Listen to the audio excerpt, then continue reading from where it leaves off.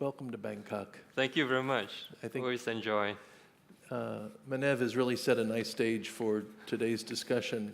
Now we know we have a stable political environment. Yeah. You're right here in Southeast Asia. You're all over Asia and now in Europe. But first, I'm begging this question, and I know a couple of others that I talked about at lunch. Okay, we're in the hospitality sector. We know what hotels, we know what resorts are, we know what service departments are. Singapore and Bangkok are really the benchmark for service departments globally. But when we talk about the asset class of extended stay hotels, break that down, because we need some help. Okay, I'm glad I got some opportunity to do some advertisement for the service apartment industry. Well, let me break it down. I think two things. One is all hotels need to have a stable base called a group, or rather between FIT, there's also your group base. And most hotels, 40%, 30%, have that group base, so you don't have to keep on replacing your FITs. For service apartments, that group base is the long stay market. So in other words, if you fill up 50% of your inventory with long stay, literally you don't have to fill up 50%, it's your base. And to yield up, then you go for the public sector or the FITs, the OTAs, and the corporates for the other 40 to 50%. So that way, it's the same as hotels, except you do have that base of long stay. But more importantly, I'd like to talk about the yields. Please. If you think of it, the service apartment falls nearer to the residential asset class than the hotels. Let me give you an example. In hotels, the efficiency for hotels is close to about 55–60%, all right, of your gross floor area. So your net leasable area ends up only at about 50, 55, at most 60%. That's because you got ballrooms, many restaurants, a lot of back of house, and that eats up into the efficiency of the building. For service apartments, you literally go up to as high as 75–80% of your efficiency. Correct. Because it's nearer to residential. That means 75 to 80% of your gross floor area becomes your net leasable area. That's revenue, all right? And when you have that kind of a higher efficiency, construction cost also is moderated. That way, you have a much better returns on your per square meter or per square foot basis. Example is the discipline one uses, even for hotel, let's say ballrooms, or how many of us calculate hotel ballroom returns on a per square meter basis? How many of us should is maybe the better question. Yeah. But none do. I mean, I take your point. Or even, frankly speaking, we like big, huge lobbies, double volume, and that's really a lot of. I mean, it's great when you enter. It's wow, but. Listen, nowadays land is expensive. Every inch, matters. Okay, so what I'm hearing, just for extended stay hotels, is you're definitely taking a revenue management approach, how you go and attract and bring your customers in, okay, and then also that comes back in the design with those square meters that are actually generating revenue for an investor or for a management company that's seeking fees. Yeah. Okay, that's good. But now maybe a little bit better hint at what about the right size? There are some magnificent Frasers service departments and suites, but let's maybe focus on two of your more new children, Modena and Capri, because some might argue that they're small to market. Yes. Is this a problem? Okay, thanks for asking that, because it really lets me explain why we're from Frasers. We've gone into Modena and as well as the Capri market, which is a new kind of offering. Actually, it came about because the market has changed. Let me explain. There is what I call a convergence. All right. with many companies trying to save money right now, corporate companies trying to save money, are the days where they send a lot of 3-4 years expatriates to a country. Well, that's shrinking. That's really shrinking quite a bit. And so what do you find a lot of companies do is they'll send younger executives, maybe single, maybe couples, but not that much with families, you know. And they call them road warriors. They're sending them out, you know, the zipping in and zipping out, or maybe even the dollar spent for accommodations lower. And you find this convergence of very long stay going down to that short stay or mid stay. What's short in this example? Okay, short might be, you know, that 1-2 days, you know, you zip in, you fly in, you get the business done, and zip out. But long stay could be that 1 year, 2 years, right? So right now, the convergence is that many companies are cutting back costs. They are sending younger team members over here, what I call road warriors, the young executives. At the same time, there is also a buildup of what I call task force. So in other words, do whatever is necessary to get the factory up, the business up, maybe a month, 2 months, get the job done, then fly out. And so from the very long to very short, right now it's converging. Now, when we saw that, 2 things happened. One is we saw that a huge buildup in task force, and therefore we came up to a hybrid called a hotel residence, where someone's staying about 5-6 days, and then they fly back, or 1 month and they fly back. They still need more than a hotel room. They need some space, living space, but not the huge 2, 3, 4 bedrooms that we have in the Fraser. Right. Right. On the other hand, we also found out that with road warriors, their bank account is not that high, right? Sorry. Yeah. So sorry for that. So they needed a mid-scale, you know, and so therefore Modena is mid-scale, and Capri is really hotel residence. And ever since we started, you know, we've been spreading Modenas quite a bit in China, and that's done very, very well. But the Capris we've launched in Europe quite a bit. So we've gone into Berlin, Frankfurt, Hamburg, Leipzig, Dresden, Barcelona, Brisbane. So we've been spreading quite a bit in Europe, mainly because of this market. It's really been able to meet a need that sort of nobody has gone for, and therefore we've gone into this. So really, I guess if we step back and look at Modena and Capri, I think, which came first, Modena or Capri? Well, actually, Modena came first because of the mid-scale, yeah. Okay, so it was mid-scale. This was, what, 7-8 years ago? 7-8 years ago. And Capri was just a little bit later. Yeah. So you know here in Bangkok, the dilemma that many developers have.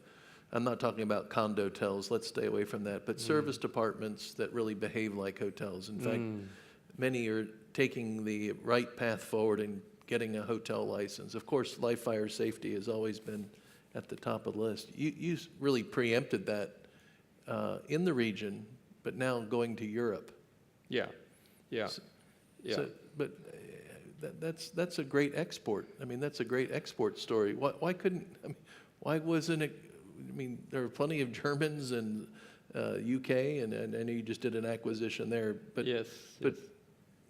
How did that just come about? I mean, it was really hatched at home, right? Yes, it's hatched at home, and it's just you know, seeing the need. You know, the market is ready. We're seeing the need, and we just jump in there. And to be truthful, yield-wise, Asia was getting a bit difficult. The yield compression is quite serious. I mean, we get yield compression down to about 4%. In Singapore, it's about 3.5%. So it's getting tighter and tighter. But it's a bit of a contrarian as well. You know, in Europe, you still can get yields about 6.5 to 7.5. I'm talking unleveraged yields here, sure, EBITDA cash and cash yields. So you still can get pretty good deals. Right now, of course, everyone's flooding into Europe already. But we had that opportunity, that window, and we went in. But having said that, the market is always changing. So example is we've grown Capri, we've grown Modena, and all of a sudden, though, we start to realize that we have to change our offering as well, because it's no longer just, for the millennials, it's no longer just smaller rooms, charge less, and, that's it.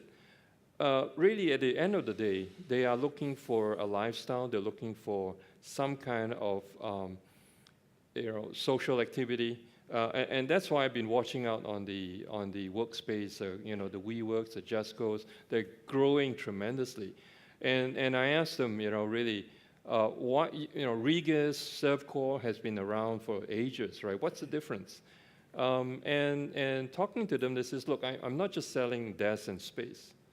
I'm selling community. And so whoever, if you're part of WeWorks or you're part of JustGo and you're in New York or you come to Asia, you're within that same community, And the same way, I think hotels will start to evolve. I've been watching Citizen M quite a bit. Yes, They're smaller rooms, and I think that's fine because real estate is getting more expensive, But I like the concept because, while you stay in the room, it's small, yes, it's well designed, but you don't mind coming down to what I call the living room, where really, seriously, you don't need the front desk anymore. You need a bar. You need a hangout area. You have your work desk area. You have your living room space. You sprawl your things on the table and have your coffee. I mean, that's the kind of lifestyle. So are you all doing that co-working space yourself, or are you designating someone best in class? We're going hand in hand with a company called JustGo, and we're going to grow that quite a bit. Would they come in and lease space from you, or or do you borrow shamelessly from them and do it yourself? Or we work with them. Okay.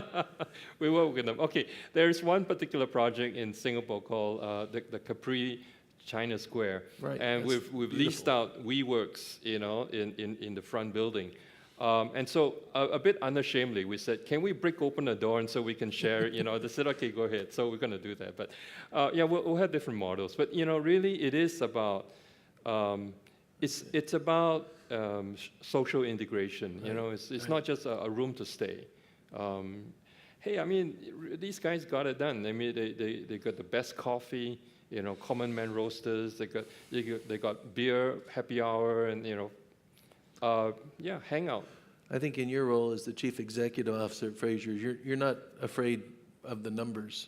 You like to look at the numbers. So it sounds like really every square meter, excluding the car park, which is a regulatory country by country or market by market, everything is, you can distill down in a Capri and a Modena into revenue per square meter, even if you have a revenue sharing arrangement with the best in class, co-working or whatever the food offering is. Yeah, no, you're right. I think it's a discipline. I think in the real estate, there's a term which I really believe in is, we always calculate best use. All right, so it's a space, a best use for office. It's a space, a best use for retail. A space, a best use for hospitality.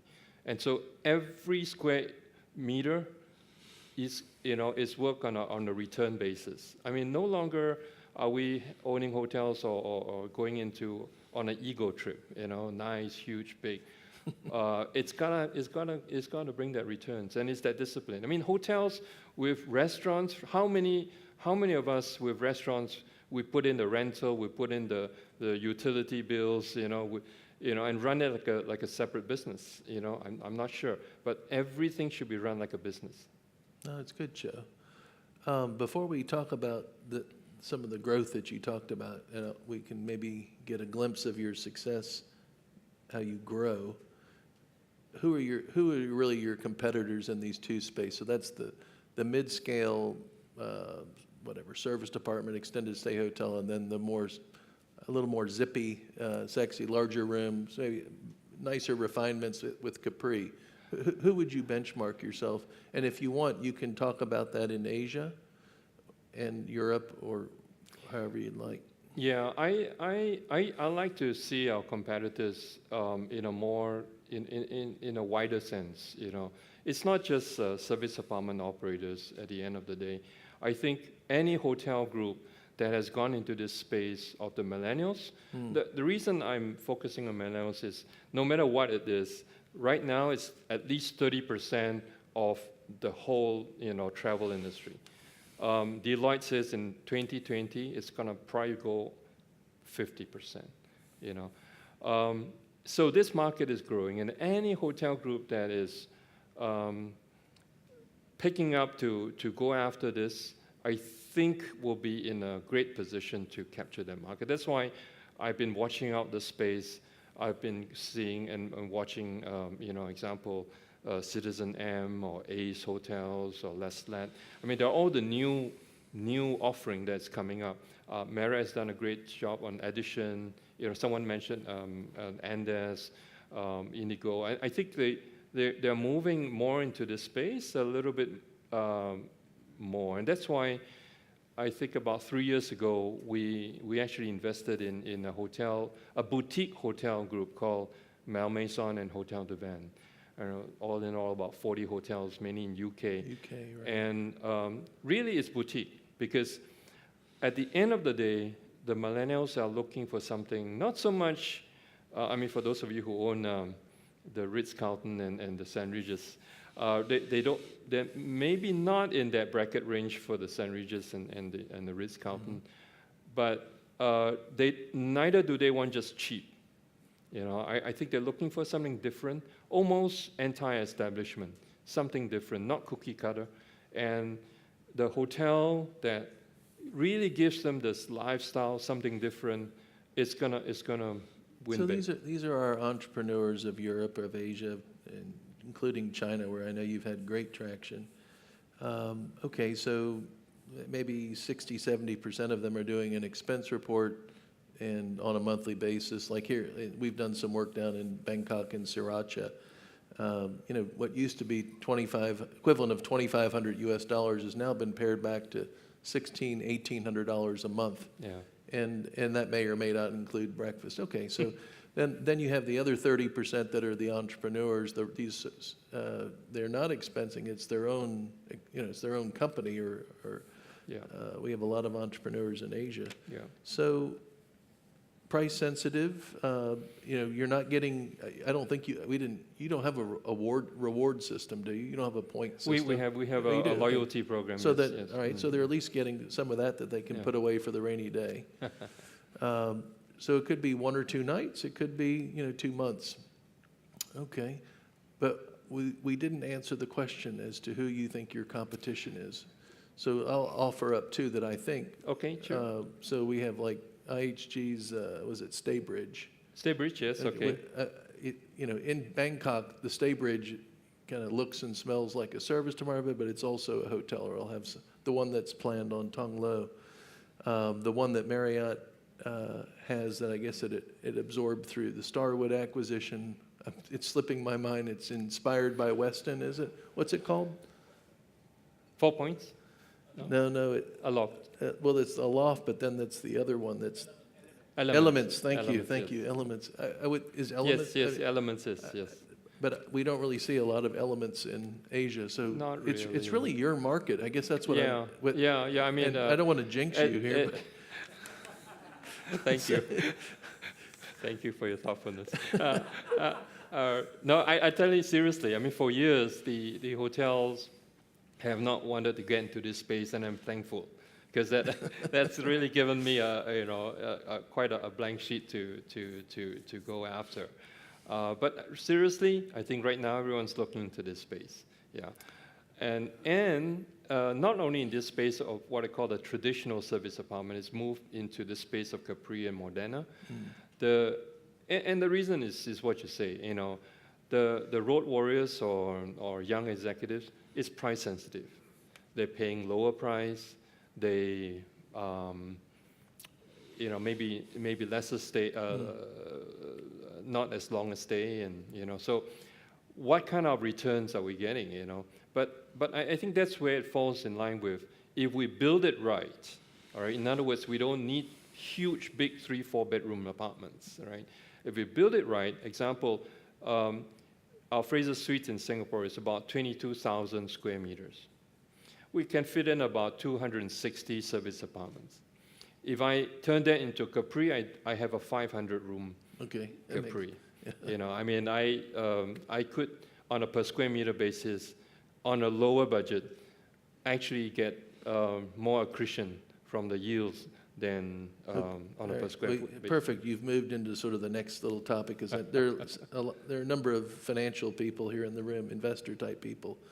So it sounds like you're thinking like an owner, because you all are owners, and we'll talk about all the financial resources behind Fraser Properties in a minute. But I mean, when I look at Capri, I think I counted there about 28, including the few that are confirmed in the pipeline. Modena, also good, but not, the track record is not as impressive.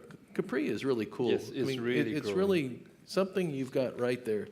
So are you executing straight management agreements? Are you doing franchises? Are you putting up lots of key money? I mean, are you giving away your technical services? Do you have GOP only in management fees? Why have you grown so quickly, and not just in Asia? We're doing everything. Okay, so anyway, let me explain.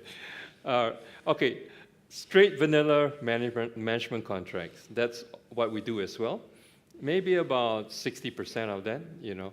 But more and more, it's getting more difficult to have straight vanilla management contracts. Right? We actually also acquire through our balance sheet, and of course, like you say, Malmaison, Hotelivate, a lot of our Europe properties. As long as the rules for investment are clear, they're safe, they're structured, we'll be there. We invested heavily in Australia and in UK, Europe. But at the same time, if we continue to invest through our balance sheet, it's going to get too heavy. And so we have an ecosystem where we have the REITs, the Frasers Hospitality REITs. And that way, the moment the properties in the balance sheet is ready for accretive and with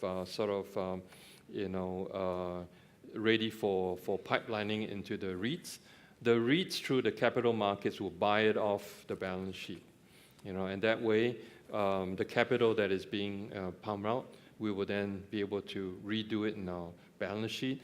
We will grow in our REITs where we will still manage it and we'll still have a proportion of it, a lot of it also from the capital markets, and then we grow on both sides, you know. We will also do leases. And a lot of times in Europe and UK, they're more open to, I would say, long-term leases, not short-term leases. Leases like 35 years plus 35 years. So what kind of coverage ratio do you think you'd We go on a have? minimum of 1.5 On average? rental on average. So you might have to drink your own blood for the first few years? Or, Not really. A lot of it is, you know, we go on a formula. Nothing above 35% of the GOR, gross operating revenue.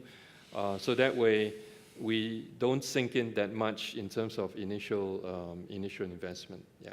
So a lot of it is turnkey. We take it up to a 35% GOR. That way, our returns will still be about 20-25%. Yeah, Yeah. So if you do come under an operating lease, because I think there'll be more of those, particularly if you come into a mixed-use project as opposed to a tower, will you, or does Frasers, in, say, the favored brand of Capri or Modena, will you pay for all the FF&E? Will you pay for all the operating supplies and equipment? Yeah, You'll do the working capital, but I mean, where do you cut? If I'm a developer, you know, I want you to pay for as much as possible and me as little. Yeah. Okay, two ways. One is if it is a lease, all right, our outlay probably will be the FF&E and OS&E, and then we will then do the lease with a turnkey on the whole development. All right, everything else is done up to the fixed fixture, and then anything loose in FF&E and OS&E, operating supplies and equipment, we will then put in as our sunken cost, and therefore the returns is still about 20-25%. But if it is a JV, so to speak, we don't really believe in key money, because really if you invest in FF&E and OS&E, it's fully depreciable, you know, maybe over 10 years, 5 years. So But what we'll do is the same kind of money we'll put and ask for equity stake. So it's a JV, maybe 25, 30%, but we'd rather do that, and then we share in the Creates profits. the alignment of interest. Absolutely. Yeah, that's good. Okay. So technical services on that kind of work real easy, whether it's a lease or even in a JV, it's not really emotional when it comes to, Yeah. you don't have these drawn out project meetings, et cetera. But for technical services, I would think it's, you're quite, I mean, It's let's just say like a mid-scale or economy hotel, you might get away with, I don't know, $400 to $600 a key with one F&B outlet. Are you kind of in that range? Yeah, well, we're looking at more like a thousand sing per key, but that's around close yeah, enough. it's around there. Yeah, All right. yeah, but that's trade secret. So All right, trades. Any questions for Choe or any observations? Anybody sees? Yes. Oh, there's one of your customers in the back. Rohit. Hi. I wanted to ask you about Airbnb and whether you look at Airbnb and even, they're trying to target business travelers and whether you see, because you offer a residential component, which is similar to the Airbnb offering, whether you see them as a friend or a foe in your particular segment? Okay, sensitive topic, but you're right. Airbnb is here to stay. All right, and I think that we'll be amiss to try and ignore them. And so, but how I would really look at them is this. I think that the value of Airbnb is that people book them, of course, value for money, I mean the pricing, but really at the end of the day, it's also an experience. And the only way the service apartment hotels can really offer almost a equivalent is that it's got to have that personalized experience. And so as a brand, we need to actually gear up in terms of what's so special about when you stay at Fraser, or when you stay at Capri, or when you stay at Modena. Because my my daughters would book in Greece, a Airbnb, and she said, look, the guy even picked me up at the airport, cooked breakfast for me the next day, and then sent me back to the airport. That's quite an experience. All I could say is it safe? I mean, but she said, okay, it's all right. I've checked out the reviews. This guy's okay. But it's an experience because every time they stay, it's a surprise. It's not cookie cutter. You might get a lemon, but the next day, next time you go stay, it might be a palace. I'm not sure, but it's a surprise. And so I think hotels, we need to do a much better job in upping that experience quotient, because no longer is those days where a clean bed sheet, clean room, check in, you don't do anything with them, they check out, and that's it. That's not going to be the game anymore. Number two, of course, what I find a lot of times is a lot of corporate companies, and I know Airbnb is going after them, but a lot of corporate companies still would insist on their staff staying in a hotel. Example, if a fire happens, would the company want to take responsibility? Are there sprinklers in the room? Are there? So, I mean, we take it for granted. But if something happens, nothing happens. That's great. Something happens, no company cannot take that responsibility.